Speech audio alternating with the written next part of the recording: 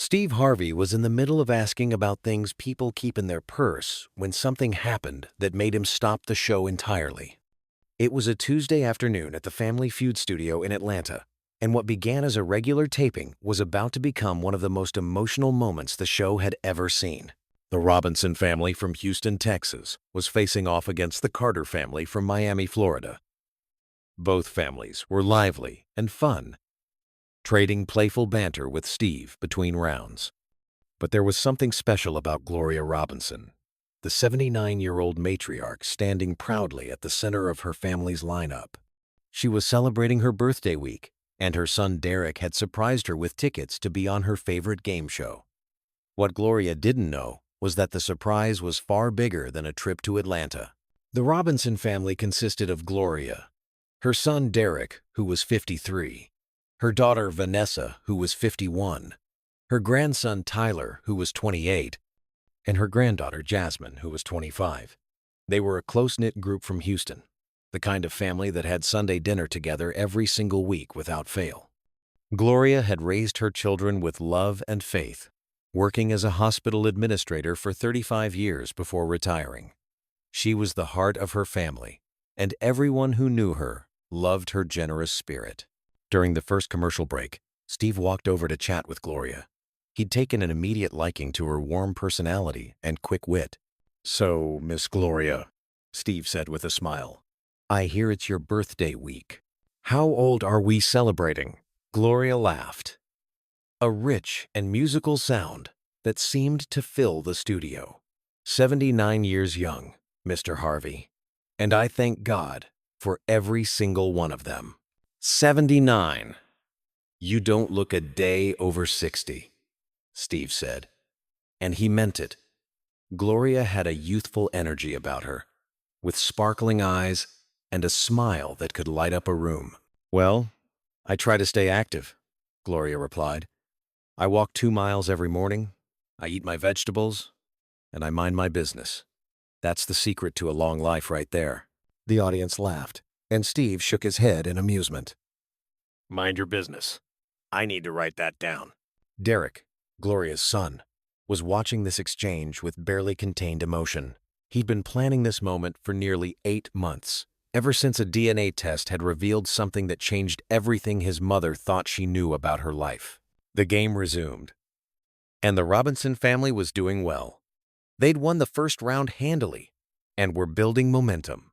Gloria was surprisingly competitive, shouting out answers with enthusiasm and doing a little dance whenever they got points on the board. "Mama, calm down." Vanessa laughed after Gloria celebrated a particularly good answer.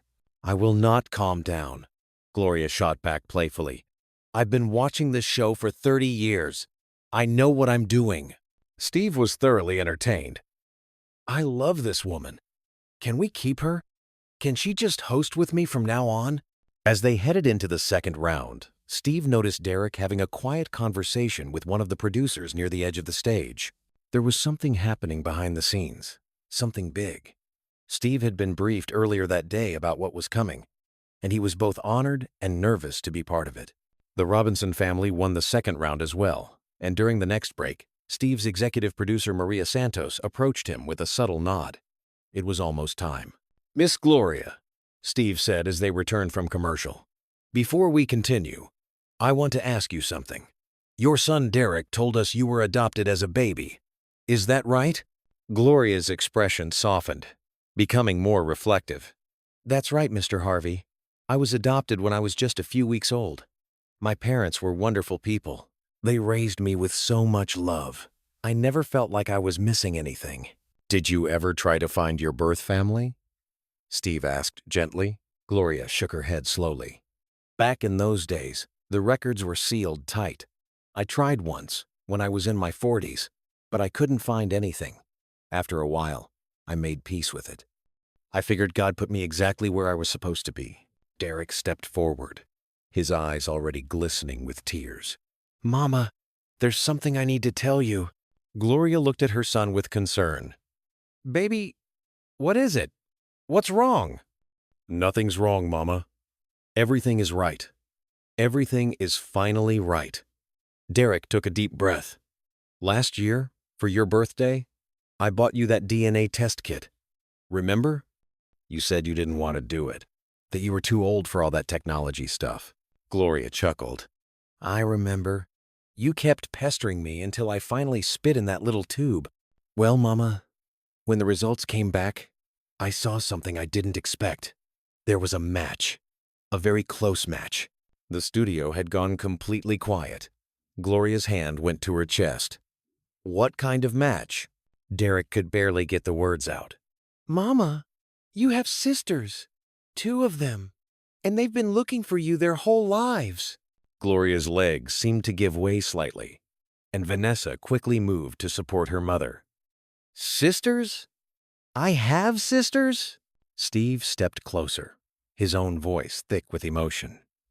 Miss Gloria, when you were born, you were one of 3. Triplets. Your birth mother was a young woman who loved all 3 of you more than anything. But times were very hard back then, and she couldn't afford to raise all 3 babies on her own. Gloria was crying now, tears streaming down her face as she tried to process what she was hearing. Steve continued gently. She made the most difficult decision of her life. She kept 2 of your sisters, but placed you with an adoption agency, praying that you would find a family who could give you everything she couldn't. It broke her heart, but she did it out of love. She kept them? Gloria whispered. My sisters, they knew about me? Derek nodded, wiping his own tears. They knew, Mama. Their mother, your birth mother, she talked about you all the time. She called you her little angel. She prayed for you every single night. Where are they? Gloria asked, her voice trembling. My sisters, where are they? Steve smiled through his own tears and turned toward the wings of the stage. Rose? Henrietta? It's time to meet your sister. 2 women walked onto the stage, and the sight of them made Gloria cry out. They were her mirror image. Same high cheekbones, same warm brown eyes, same graceful way of carrying themselves. Rose was wearing a beautiful purple dress, and Henrietta was in royal blue, but their faces were unmistakably connected to Gloria's. For a moment, the 3 women just stared at each other. 79 years of separation hung in the air between them, a lifetime of wondering, of hoping, of praying. Then Rose spoke, her voice shaking. Gloria? Is that really you? Gloria nodded, unable to form words. Henrietta was already moving forward. Our sister, our missing piece. They met in the center of the stage. 3 79-year-old women who had shared a womb, but never shared a life. When they embraced, the entire studio seemed to hold its breath. It was the kind of hug that carried decades of longing, the kind that said everything words couldn't express. Steve had to step back for a moment to compose himself. In all his years of hosting, he'd never witnessed anything quite like this. When the sisters finally pulled apart, they couldn't stop looking at each other, touching each other's faces as if to confirm this was real. You look just like Mama, Rose said softly, cupping Gloria's face in her hands. Oh my goodness, you look exactly like her.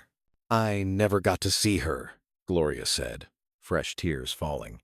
I never even knew her name. Her name was Josephine, Henrietta said. Josephine Marie Carter. And she loved you so much, Gloria. She never stopped loving you. Gloria broke down completely, and her sisters held her while she sobbed. The Robinson family surrounded them, Derek crying openly, Vanessa holding on to her grandmother's hand, Tyler and Jasmine embracing each other as they watched. Steve gave them time, understanding that this moment was bigger than any game show. When the emotions had settled slightly, he gently approached with his microphone. Rose, Henrietta, can you tell us your story? How did you find out about Gloria? Rose, the eldest of the triplets by about 7 minutes, spoke first. We always knew about her. Mama made sure of that. She told us from the time we were little that we had a sister out there somewhere, that she'd had to give her up, but that she prayed for her every single day. Henrietta continued. Growing up in New Orleans, we'd light a candle on our birthday every year. 3 candles, even though there were only 2 of us there to blow them out. The third candle was for Gloria. "Did you ever try to find her?" Steve asked. Rose nodded.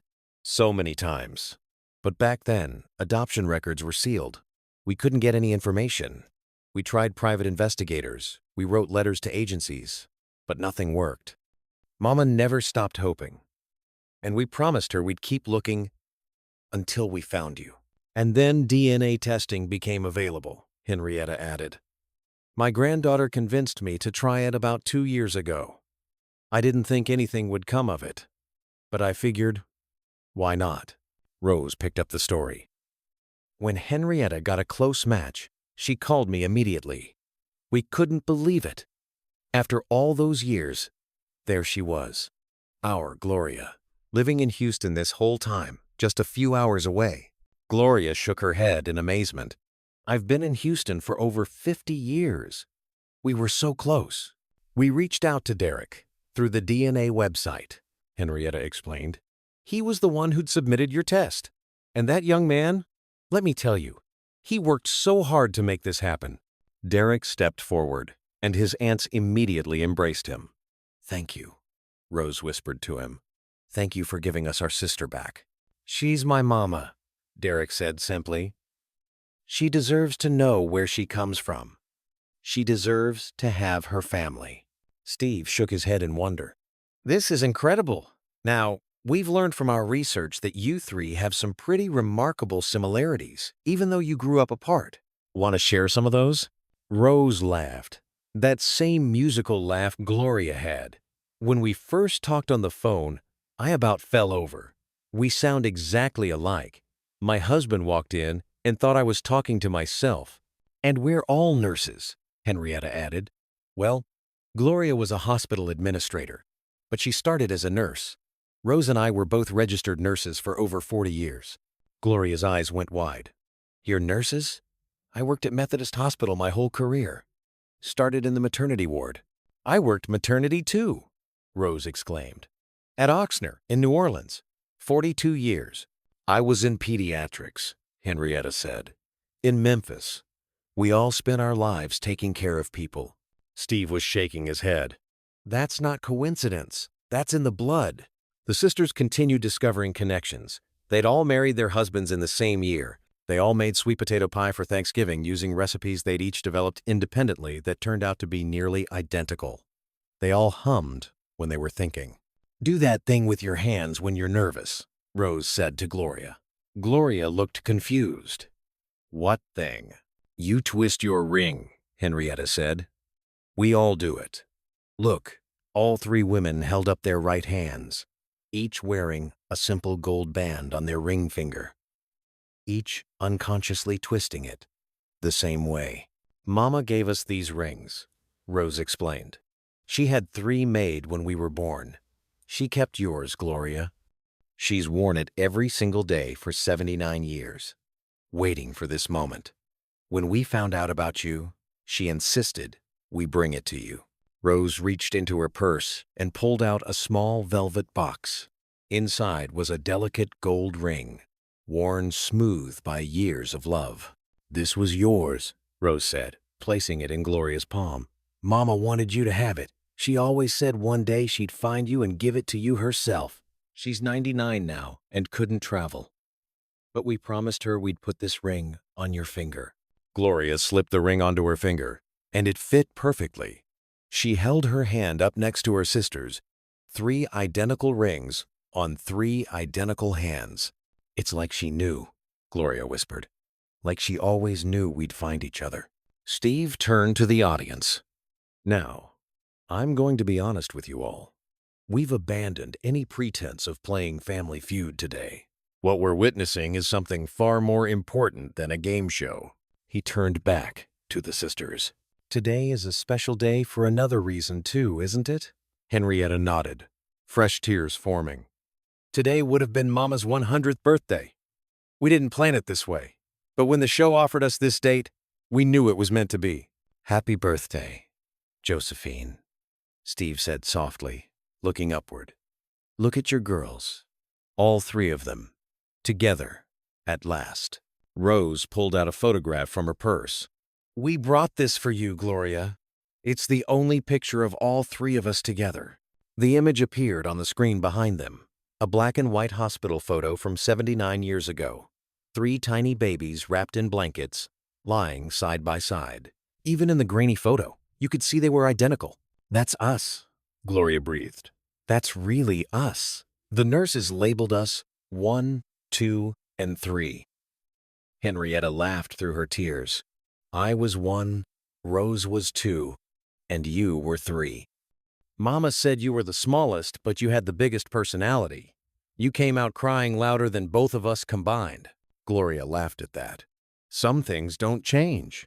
Ask my kids, I'm still the loudest one in any room." The Robinson family and Gloria's newfound sisters began to mingle on stage. Derek was showing Rose and Henrietta pictures of his own children on his phone. Vanessa was crying and hugging both aunts she'd just met. Tyler and Jasmine were listening intently to stories about their grandmother as a baby. "So what happens now?" Steve asked. "You've got 79 years to catch up on." Rose smiled at her sisters. "We've already planned it out. Next month, Gloria's coming to New Orleans for a proper welcome. All the cousins, all the extended family. Then, we're doing Christmas together in Houston. And for our 80th birthday next year, we're taking a trip together. Just the three of us." "Where are you going?" Steve asked. Henrietta grinned. "We haven't decided yet. We've got a whole year of getting to know each other, to figure it out. But honestly, it doesn't matter where we go. What matters is we'll be together." Gloria reached out and took both her sisters' hands. "I spent 79 years wondering where I came from, wondering if I had family out there somewhere. And now I know. I have 2 sisters who never forgot me, a mama who loved me even when she couldn't keep me, and a whole new family to love." Steve addressed the audience directly. "You know, I've been doing this show for a long time. I've seen families come and go. I've seen people win money and lose money. But what I've seen today, this is what it's really all about. Family isn't just about blood, but when blood does find its way back together after all these years, that's something special." He turned back to the 3 sisters. "Miss Josephine has prayed for this day. She lit candles for it. She hoped for it. She dreamed about it. And even though she couldn't travel to be here today, I know she's watching this right now, seeing her 3 babies together, and her heart is full." All 3 sisters were crying now, holding on to each other like they might disappear if they let go. "The Robinson family wins today," Steve announced. "But more importantly, they've won something you can't put a price on. They've won each other." The audience rose to their feet in a standing ovation that seemed to last forever.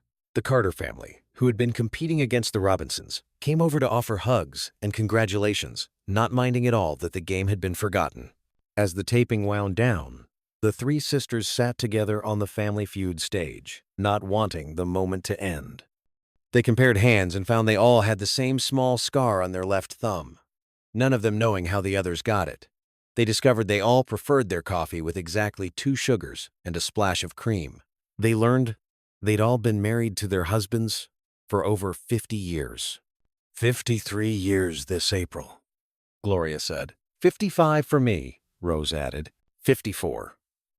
Henrietta chimed in. Our husbands are going to be best friends by the end of the month. I guarantee it. Derek approached his mother with tears still in his eyes. Are you happy, Mama? Was this okay? Gloria pulled her son into a fierce hug. Baby, you gave me the greatest gift anyone has ever given me. You gave me my family. I don't know how to thank you. You raised me, Mama. You loved me. That's all the thanks I need. Before they left the studio, Steve had one more surprise. Now, I want you all to know that we've arranged something special. The Robinson family and the Carter-Williams family are going to be our guests for the rest of the week here in Atlanta.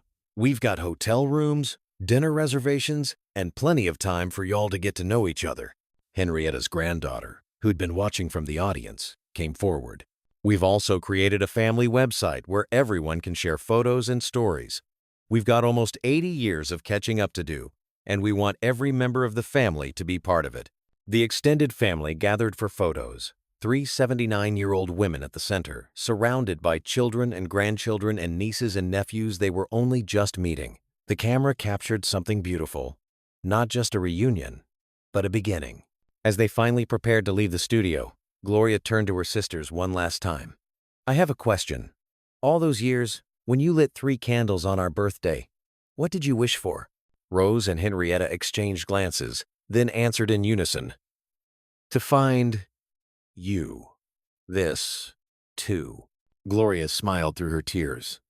"Well, your wish came true." "Best birthday present ever," Henrietta said. "For all of us," Rose agreed. They walked out of the Family Feud studio arm in arm. 3 sisters who had been separated for almost 8 decades, but who would never be apart again.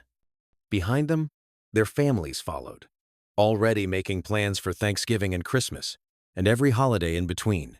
For Gloria, Rose, and Henrietta, the public reaction was secondary to the private joy of simply being together. They talked on the phone every morning, just like they'd been doing it their whole lives. They sent each other pictures of their meals, their gardens, their grandchildren. They made up for lost time in every way they could. Steve Harvey kept a picture from that taping on his desk for years afterward. It showed the moment the 3 sisters first embraced, 3 identical faces wet with tears of joy. Underneath, he'd written a simple note: "Never stop looking for your people. They're out there, waiting for you." Because that's what Family Feud taught everyone that day. It's not about the answers you give or the money you win. It's about the family you find along the way. And sometimes, if you're very lucky, the family you find has been looking for you just as long as you've been looking for them. Gloria Robinson spent 79 years as a missing piece in someone else's puzzle. But now, with her sisters by her side and her family surrounding her, she finally understood. She was never really missing. She was just taking the long way home.